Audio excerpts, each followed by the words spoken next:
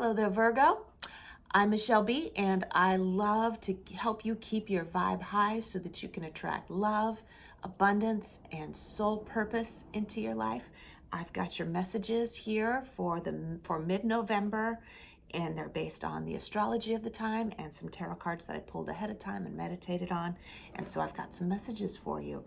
Now, Scorpio season was really hard for everybody, but I think you kind of like that Scorpio energy because you love to purge.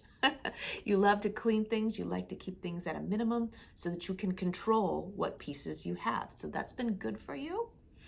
And now that you've gotten rid, like you've gone through and gotten rid of things that you just don't like, that aren't working, that have brought you more hardship than positive energy, you're ready to take action in these next 2 weeks on things that are really important to you. So your affirmation, Virgo, your affirmation is, I take decisive action when the timing is perfect. You're not doing anything that you don't have to do.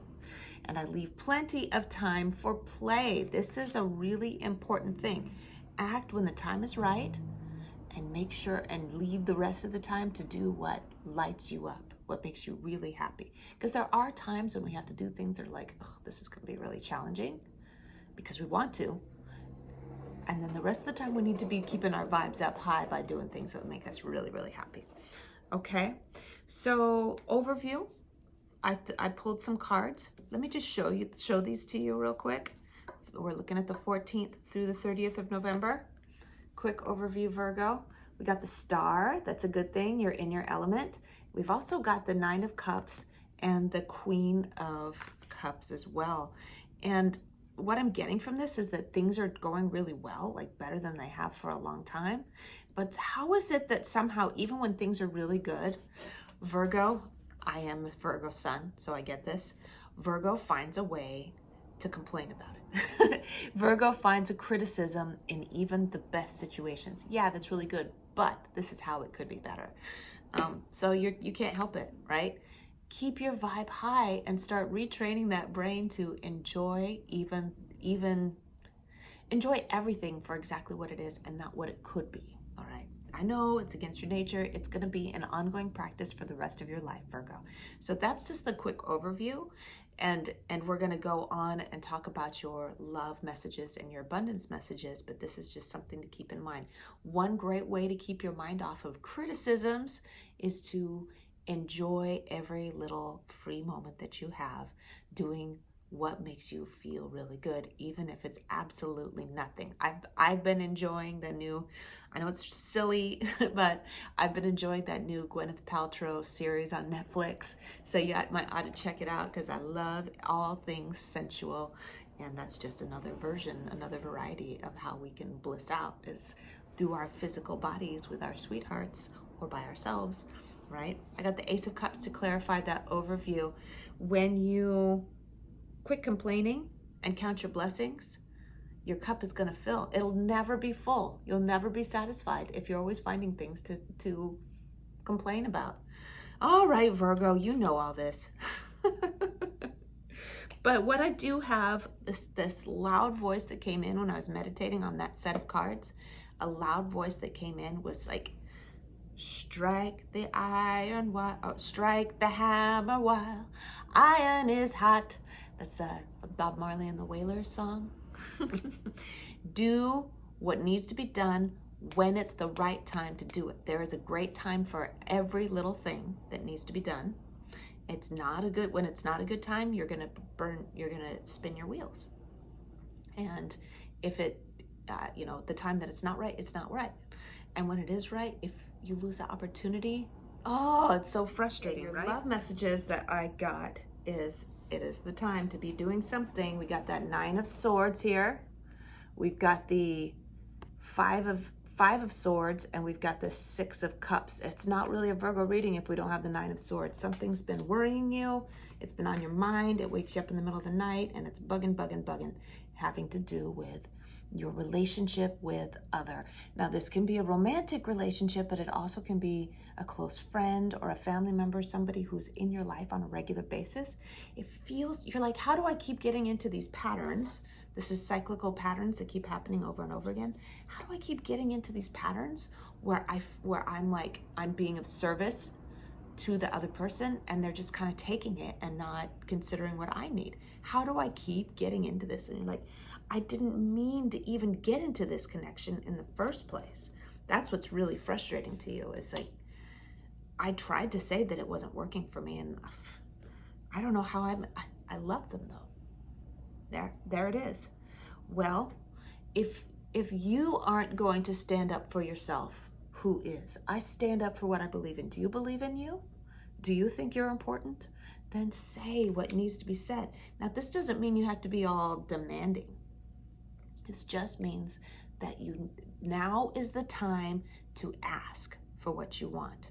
Shit or get off the pot. If you want something, you better ask for it. So there's two things that could happen if you just ask. Two things that could happen. The first thing is you could actually get what you want. That's another challenge in itself, right? When you actually get what you want, it changes that storyline that you have in your head. Like, I'm still having these cycles over and over again. You have to become a whole new person. Oh no, you might want to think about that, how that fits into your storyline. You're a person that gets what they want in a relationship and isn't just the martyr that's giving and giving. What? And then the second thing that could happen is that they could say no. And then you're like, oh, okay, well, that's my story. But still, you get the option of moving on. You get the option of getting your needs fulfilled with someone else, all right? So it has to be done though. And when we have that 9 of Swords here, it's asking for you to ask for support. Whenever because I am this Virgo, I think I get overwhelmed very easily, thinking that I have to do everything myself. I have to carry the burdens of getting all the work done all alone. And when I know that there's no one else that can help me with something, that's when I ask for help from outside of the physical sphere. So whoever it is that you would pray to, whether that be to God or to your guides, your guardian angels, to the universe, whoever you need to ask for help from to give you the strength and courage to ask for your needs to be met, do it, okay? This is something to do when you start to feel anxiety coming in, and for about anything, any kind of anxiety that you're experiencing, ask for help, ask for support in helping you get through a courageous thing that you need to do. So that you can move on. I have a feeling that there's a pretty good chance that an effort is going to be made. You might need to be patient with the other person, but I think they are going to make an effort to help you out with your needs as they are. You should really check out this Netflix special about relationships and about supporting them. And all of these females, both partners really are saying, it's a lot easier for men to say, it's culturally more acceptable for men to say, this is what I need. But all these brave women are also saying, I would like to experience this in my relationship. And it's some often taboo subjects for them to say, like, this is what I need from this connection that I have. They're being so brave. They're not only are they saying it to their partners, they're saying it on national television or Netflix, they're saying it in front of the whole world. This is what I need. And it's such a beautiful example to the rest of us. Okay, so I'm moving on to abundance and prosperity for you, Virgo. So I'd accidentally pulled these cards before and I just cut that out, but let's start over again. Queen of Swords, just the facts, just the business. We've got the Knight of Cups. It's a little bit of disappointment, not getting what you want in some way. And then we've got this Six of Swords. Should I bail out?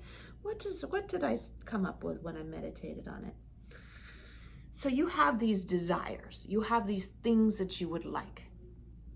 And a lot of it, like, I want to see all this happen because I'm afraid that if it doesn't work out, I'm going to look like an idiot. If I can't pay my own bills, I'm going to look like a dummy. So and it's fear driven to support the ego.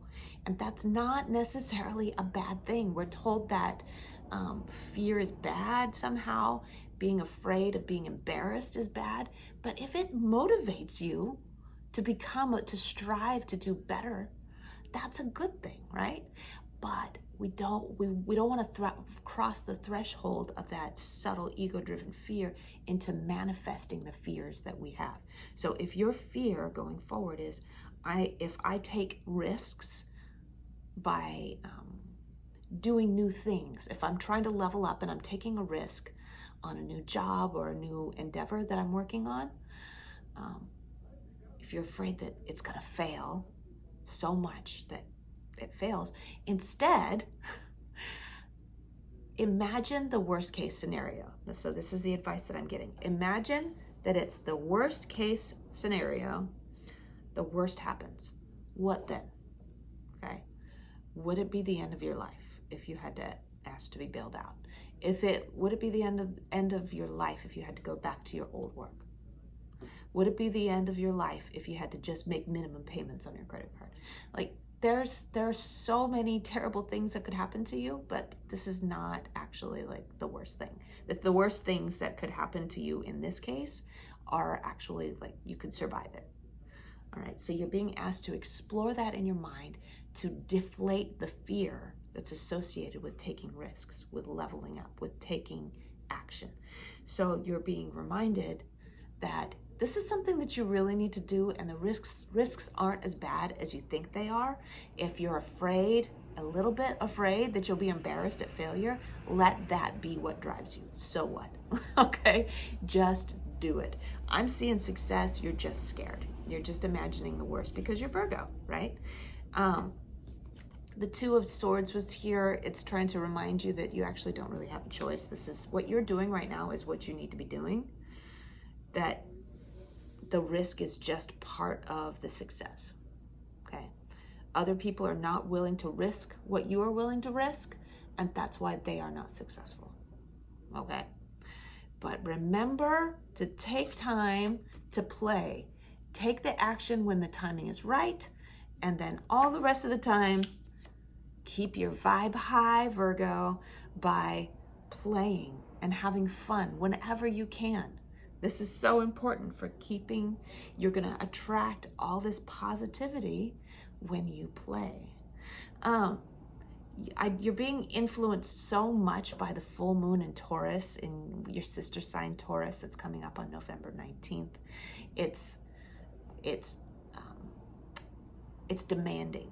It's demanding from you, Virgo, that you have to change your livelihood so that it's not only paying your bills and giving you physical comfort, but it's also satisfying your sense of purpose in the world, your sense of contribution to the community. So it has to be done. The things that you have to do, you have to do it. You don't have a choice, okay? You are compelled. That's the thing. But the universe never wants you to hurt yourself over it. The universe will never abandon you if you just ask for that help, all right? And make sure and do, right after the full moon, make sure and do your gratitude journaling, your gratitude affirmations from the 19th to the 26th, right after Thanksgiving. That week is all about being grateful for the blessings that you do have, all right? And don't even think about what it is that how you could criticize how it could be better. It could be better if this, it could be better. Don't. Don't do it, Virgo. Finally, I have a final message for you, a closing message, the Seven of Cups, and I'm not going to give any explanation for this. I'm just going to say what the message is that it came through. There are many distractions, but only one clear path. Make sure and meditate, okay? All right, this is where I leave off. If you're not already subscribed, make sure you do so I can get my messages out to as many people as possible. Thumbs up, all that. And the link to my Instagram page is in the description box below. If you would like to follow me over there, that would be really great too. Then I'm like, oh wow, people really like it. And that will continue to motivate me to do the work that I must do. Okay, I love you. See you next time, Virgo. Bye.